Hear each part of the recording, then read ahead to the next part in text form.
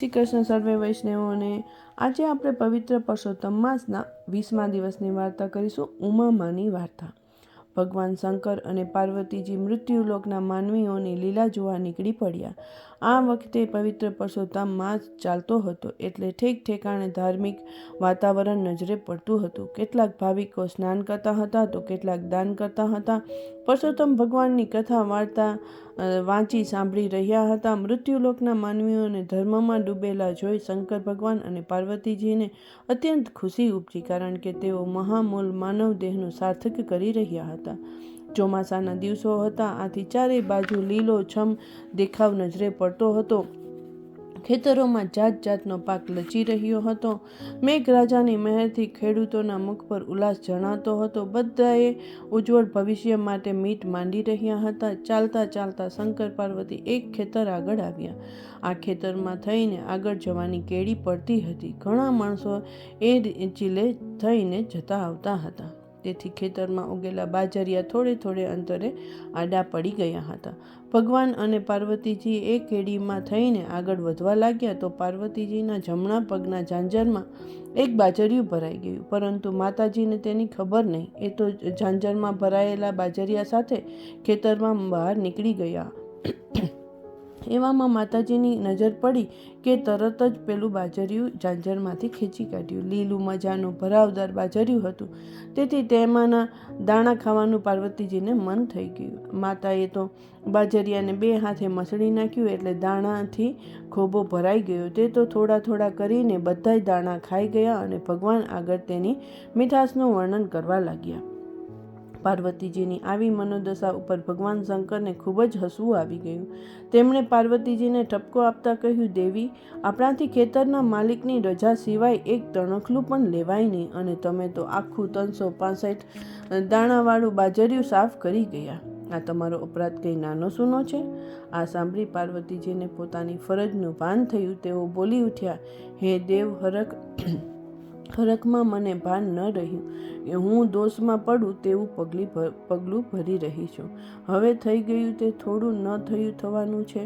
હવે આપ દોષ મુક્ત થવાનો ઉપાય બતાવો. શંકર ભગવાને કહ્યું, દેવી, તમે 365 દાણા આરોગ્યા છે એટલે 365 દિવસ ખેડૂતને ત્યાં શ્રમ કરીને તેનો બદલો વાળી આપો, તો જ ઋણ મુક્ત થવાય. માટે તમે બ્રાહ્મણીનું સ્વરૂપ લઈ ખેડૂતને ત્યાં કામે લાગી જાઓ અને હું એકલો કૈલાસમાં જાઉં છું.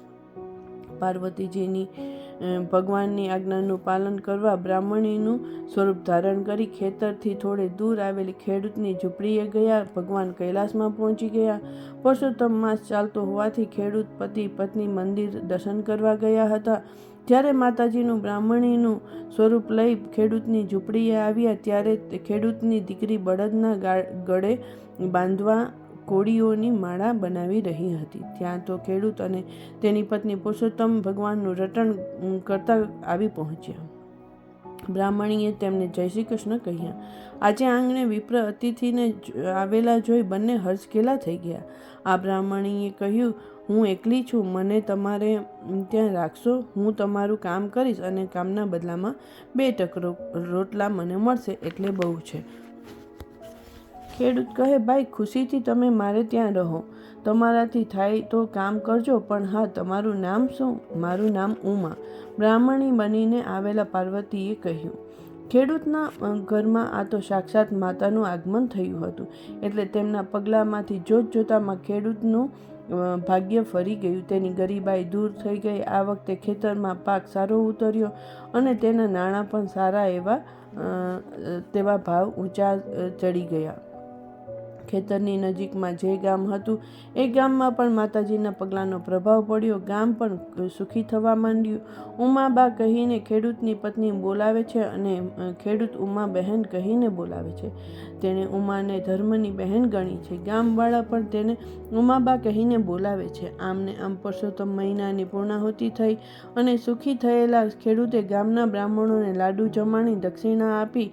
આથી ગામમાં ખેડૂતની વાહ બોલાવા લાગી. દિવસો પાણીના રેલાની જેમ વહેવા લાગ્યા. આમને આમ બ્રાહ્મણી બનીને આવેલા પાર્વતીજીએ ખેડૂતને ત્યાં 300 દિવસ પૂરા કરી નાખ્યા. તો પણ હજી 65 દિવસ ખૂટતા હતા.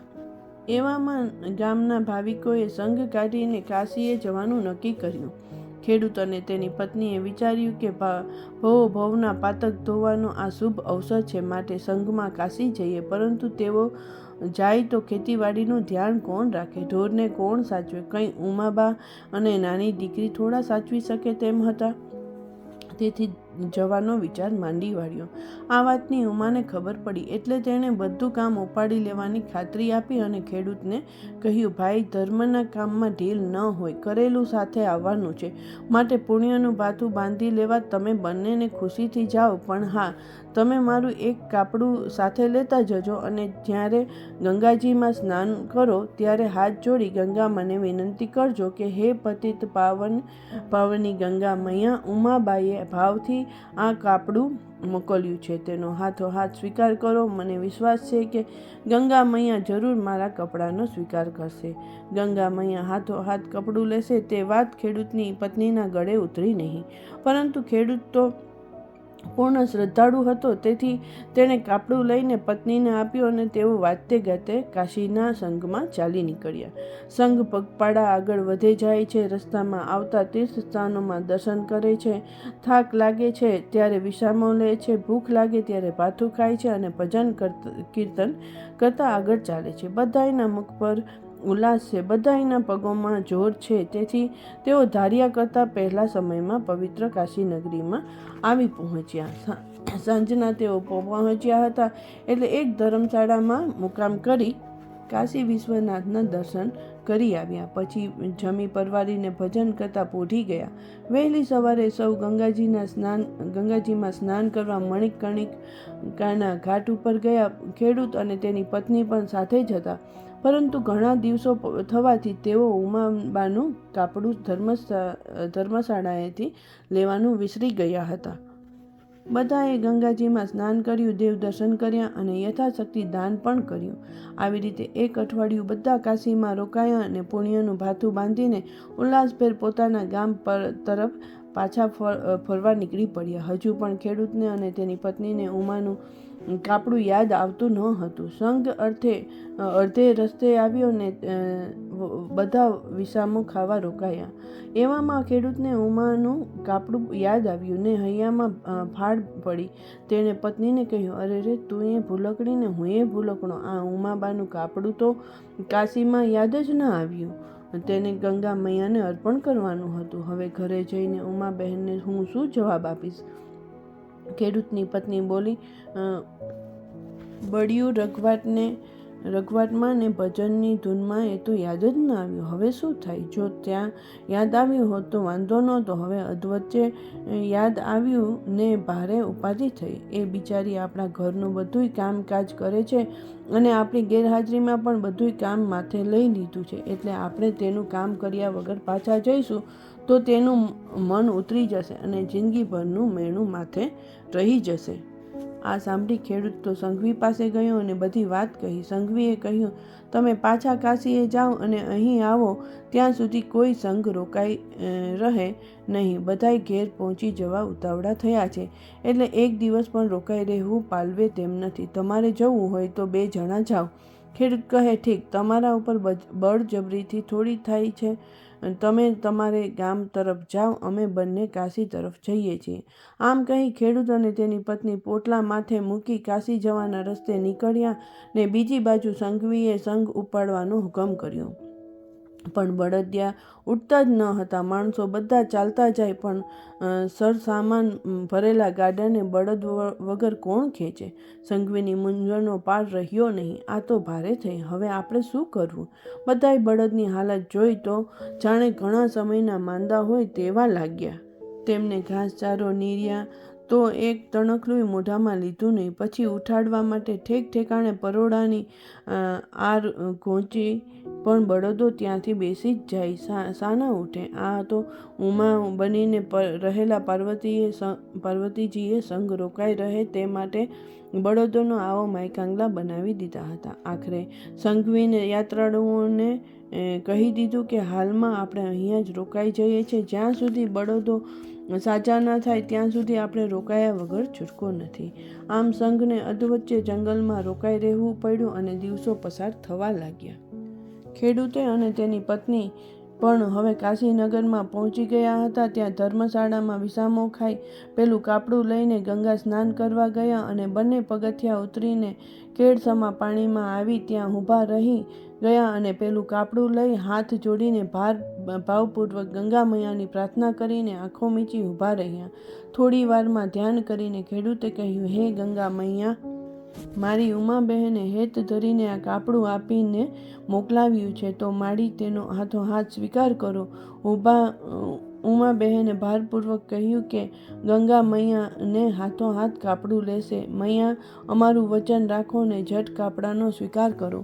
આમ કહીને ખેડૂત હાથમાં રાખેલું કાપડું જઈ ગંગા મૈયાના નાદ સાથે પાણીમાં તરતું મૂક્યું. પણ આ સો ચમત્કાર! એકાએક પાણીમાં ખળભળાટ થયો અને બે રૂપાળા હાથ પાણીની સપાટી ઉપર દેખાયા. એ સાથે જ કાપડું તરતું તે હાથ પાસે ગયું. આ જોઈ ખેડૂત અને તેની પત્નીને અપાર આનંદ થયો અને તેઓ જય ગંગા મૈયા કી બોલ્યા. એ સાથે જ બંને હાથે કાપડું લઈને પાણીમાં ગરકાવ થઈ ગયા. આજે ખેડૂતને ઉમાબાના સતનું પારખું થઈ ગયું. બંને દેવદર્શન કરીને ભાથું ખાઈ પોતાના ગામ તરફ જવા નીકળી પડ્યા તો અધવચ્ચે રસ્તામાં સંઘે પડાવ નાખેલો જોયો. તેમના આશ્ચર્યની અવધિ ન રહી.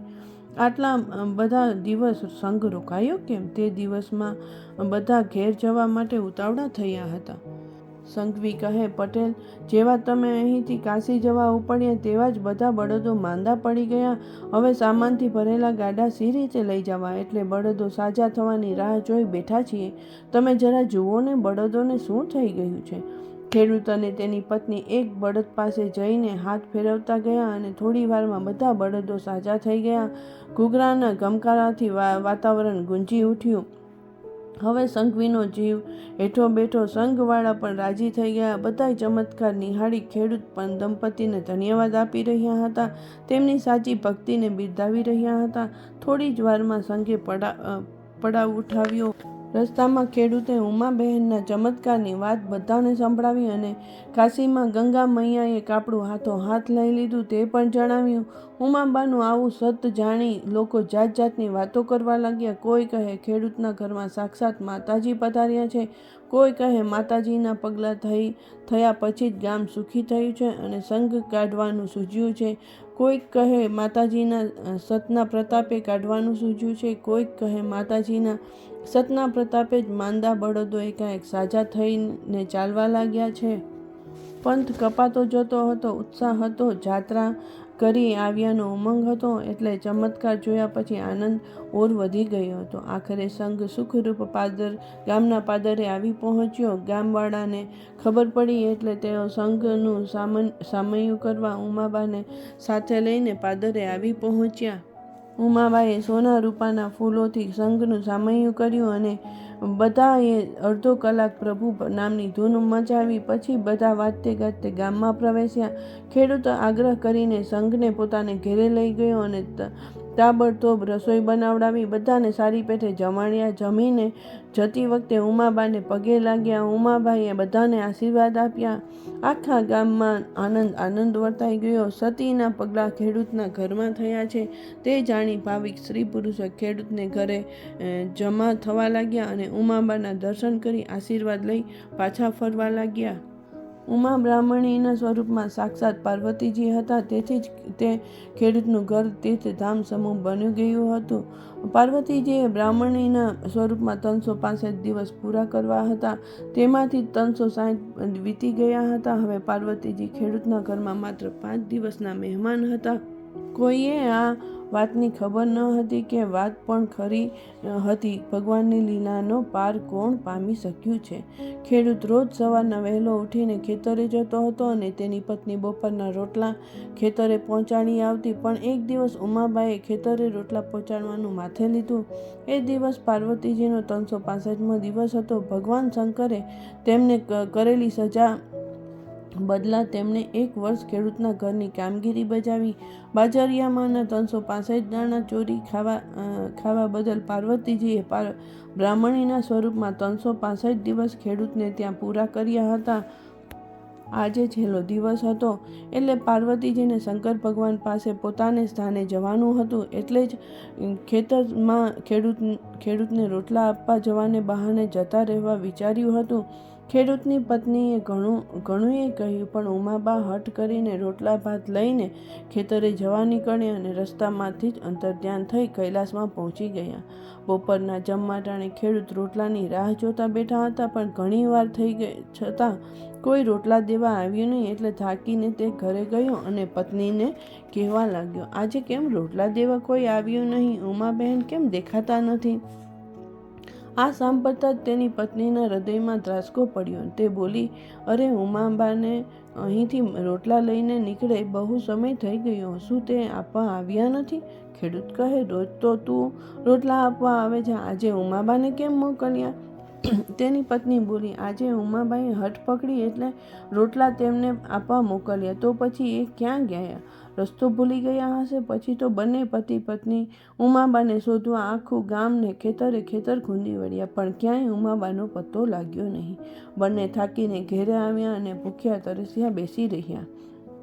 સાંજે ખેડૂતની પત્નીએ ખેડૂતને કહ્યું, સાંભળો છો, આ તમને સવારના ભૂખ્યા છો તો રોટલો ખાઈ લો. ખેડૂતે કહ્યું, કોઈ દિવસ નહીં, ને આજે ઉમાબહેન જાતે મને રોટલા ખવડાવવા આવ્યા હતા, એટલે તે જાતે આવીને જમાડશે તો જ હું ખાઈશ, ત્યાં સુધી મારે અન્નજળનો ત્યાગ છે. પત્નીએ પણ પતિની સાથે અન્નજળનો ત્યાગ કર્યો.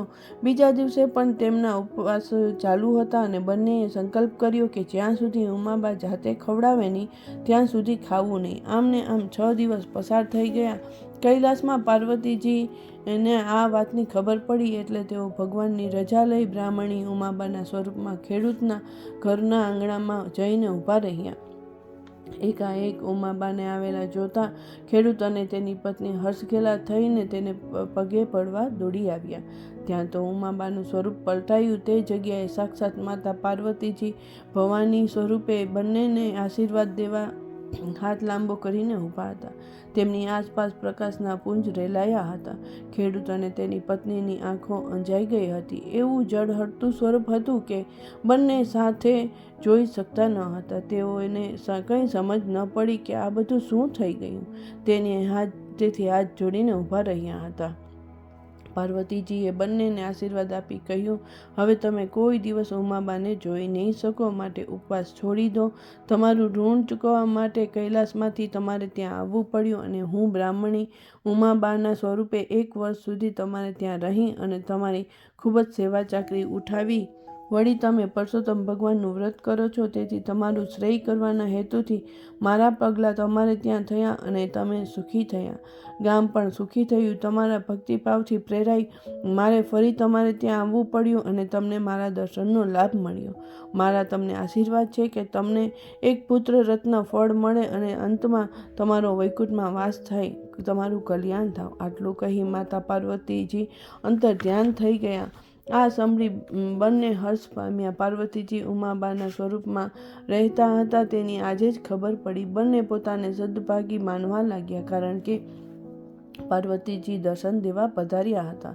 શુદ્ધ હૃદયની ભક્તિનું આ ફળ હતું. પુરુષોત્તમ ભગવાનના આ વ્રતનું ફળ હતું. પુરુષોત્તમ માસમાં કરેલા સ્નાનનું આ ફળ હતું. પુરુષોત્તમ માસમાં કરેલા પુણ્ય દાનનું આ ફળ હતું. ખેડૂત અને તેની પત્નીએ ઉપવાસ છોડી દીધા અને દિવસે દિવસે તેમની ચડતી કળા થઈ. આગળ જતાં ખેડૂતની પત્નીએ એક પુત્રને જન્મ આપ્યો અને તેઓ સુખમાં દિવસો પસાર કરવા લાગ્યા. સારા પગલાં હોય તો બધું અને શ્રીકાર, સંતતિ અને સંપત્તિ મળે, સુખ પણ નિર્ધાર. હે પુરુષોત્તમ ભગવાન, તમે જેવા ખેડૂત દંપતીને ફળ્યા એવા શ્રદ્ધાપૂર્વક તમારી ભક્તિ વ્રત કરનારને ફળજો. ચાલો બધા વૈષ્ણવોને જય શ્રી કૃષ્ણ.